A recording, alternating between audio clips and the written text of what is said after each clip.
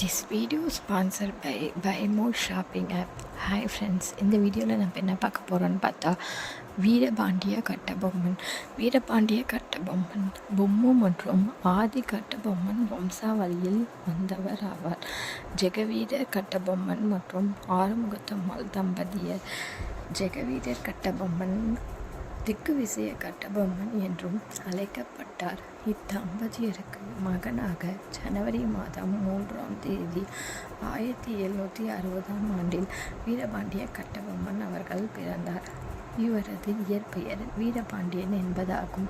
கட்டபொம்மன் என்பது இவரது வம்சாவளியை குறிக்கும் அடைமொழியாகும். வீரபாண்டிய கட்டபொம்மன் அவர்கள் 5 குழந்தைகளுள் ஒருவராக பிறந்தார்.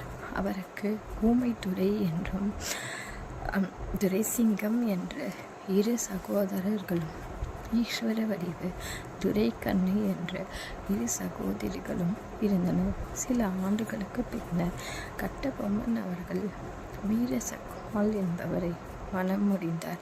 அவருக்கு 30 வயது வரை ஆகும் வரை அவரது தந்தை ஜெகவீர கட்டபொம்மன் அவர்கள் பாளையக்காரராக இருந்து வந்ததால் தந்தைக்கு உதவியாக இருந்தார்.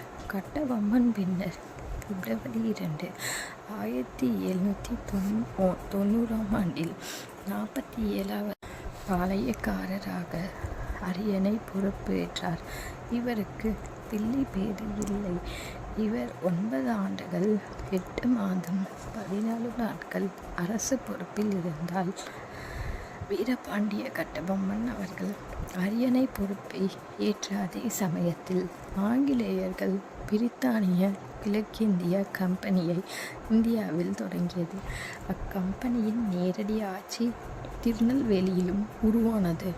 இதனால் திருநெல்வேலியை சுற்றியுள்ள அனைத்து பாளையக்காரர்களிடமிருந்தும் வரி வசூலிக்க வேண்டும் என்று எண்ணம் கொண்ட ஆங்கிலேயர்கள் அதற்காக ஆங்கிலேய நிர்வாகிகளாக கலெக்டர்களை நியமித்தனர்.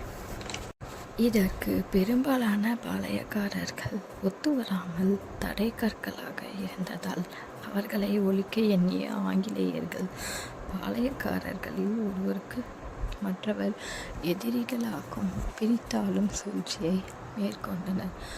ஆங்கிலேயருக்கு பயந்த சிலர் அவர்களுக்கு வரி செலுத்தியதால் அவர்களுக்கு பல சலுகைகள் தந்தனர். அவர்களை எதிர்த்தவர்களுக்கு அதிக வரி விதித்து தண்டனையும் வழங்கினர். பாஞ்சாலங்குறிச்சிக்கு வருவாய் அளித்து வந்த வளமான பகுதிகளான திருவைகுண்டம், ஆழ்வார் திருநகர் போன்றவை ஆங்கிலேயர்களின் ஆட்சியின் கீழ் வந்ததால் கட்டபொம்மனால் வரி செலுத்த முடியவில்லை. கப்பம் கட்ட போதிய பணம் இல்லாததால் திருநெல்வேலியை சுற்றியுள்ள பகுதிகளுக்கு தனது படைகளை அனுப்பி மக்களிடமிருந்து வரி வசூல் செய்தார். ஜாக்சன் துரை இவரிடம் வரி கேட்டபோது,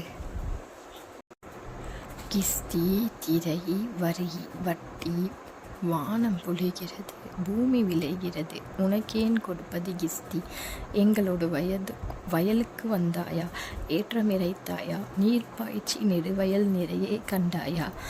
நாற்று நட்டாயா? களைப்பறைத்தாயா? கழனிவாள் புலவருக்கு கஞ்சி கலையம் சுமந்தாயா? அங்கு பணிபுரிந்த எம்குல பெண்களுக்கு மஞ்சள் அரைத்து பணிபுரிந்தாயா?